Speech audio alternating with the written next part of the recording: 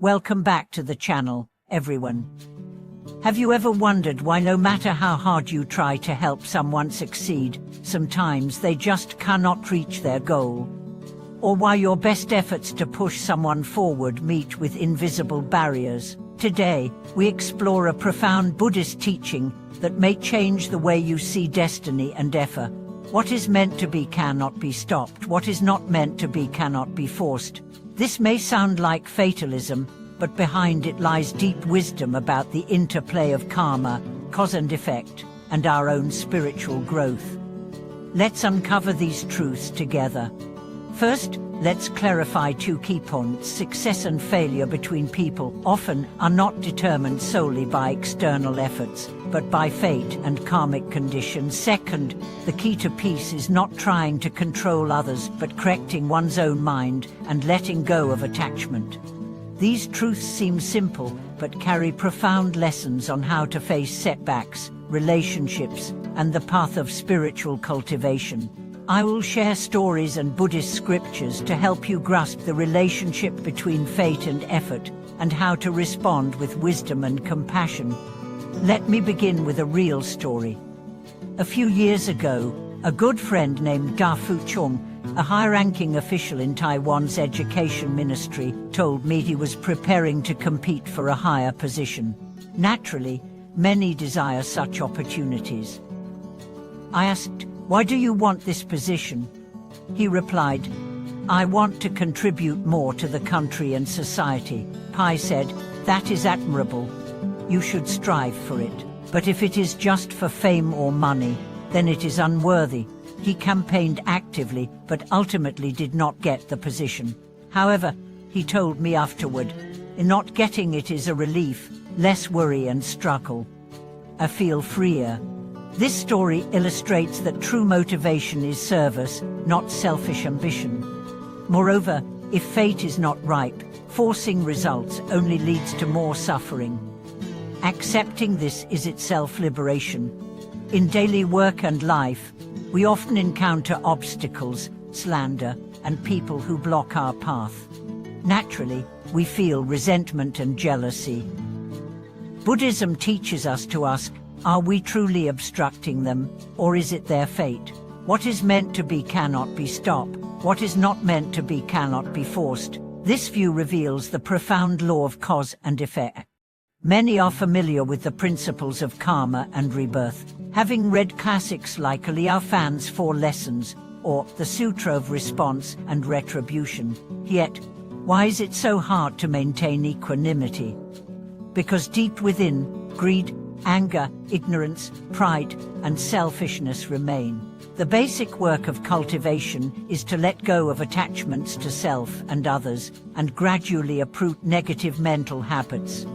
At first, this may feel difficult and forced, but with steady practice, the joy of Dharma rises naturally.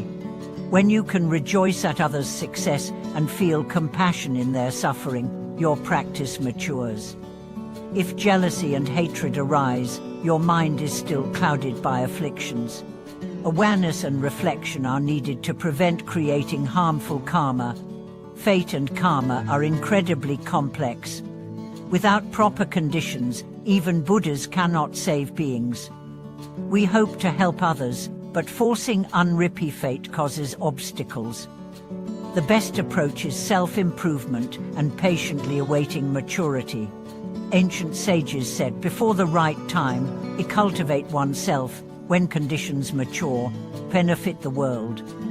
This is the meaning of seeking migration in Buddhism, not personal advancement, but striving to serve all beings. In modern society, interpersonal obstacles and challenges abound. Maintaining sincerity and kindness while self-correcting leads to immeasurable merit. Daily reflection, forgiveness, and tolerance help us understand impermanence and karmic justice. With deep understanding of karma, we cease blaming and learn to endure hardships. Life becomes less tangled, more peaceful. Cultivation is a gradual process of correcting mistakes and growing toward freedom. I reflect on my own experience. I once struggled with jealousy and envy seeing others succeed. Over time and practice, I realized that external obstacles are reflections of internal attachments. Letting go brings peace and smoothness in life. Perhaps you have similar experiences, wishing to help others but relations grow tense or estranged. This is fate's miss, at forcing only causes pain. Learning to release is wisdom, what weakness. Continuing to cultivate goodness prepares for future opportunities when fate is right. Some wonder if this means passivity and fate controls everything. Buddhism teaches a balance: cultivate virtue and effort, but understand when to persist and when to let go. Attachment to outcomes is the real obstacle. Only by letting go can we grasp true blessings and chances. If you have ever labored fruitless life for others or felt lost about your path, I invite you to contemplate deeply the teaching: what is meant to be cannot be stopped, what is not meant to be cannot be forced. Adjust your heart, elevate your wisdom. Many in our community have shared similar journeys. Everyone's fate combines predestination and effort. Buddhism teaches acceptance with perseverance, knowing when to act and when to yield. This wisdom helps us navigate life's trials. I hope today's sharing helps you find clarity and ease. We each walk our own path. When facing difficulty, reflect on your mind, stay kind and patient. Trust fate and your cultivation to bring results in time. Remember, fate is the unfolding of cause and condition, a dynamic interplay beyond control but within awareness. Cultivate this awareness, and your journey becomes lighter and freer. Thank you for joining me today. Please share your insights below. Don't forget to subscribe, like, and support the channel so we can continue this exploration together. Thank you for watching this video.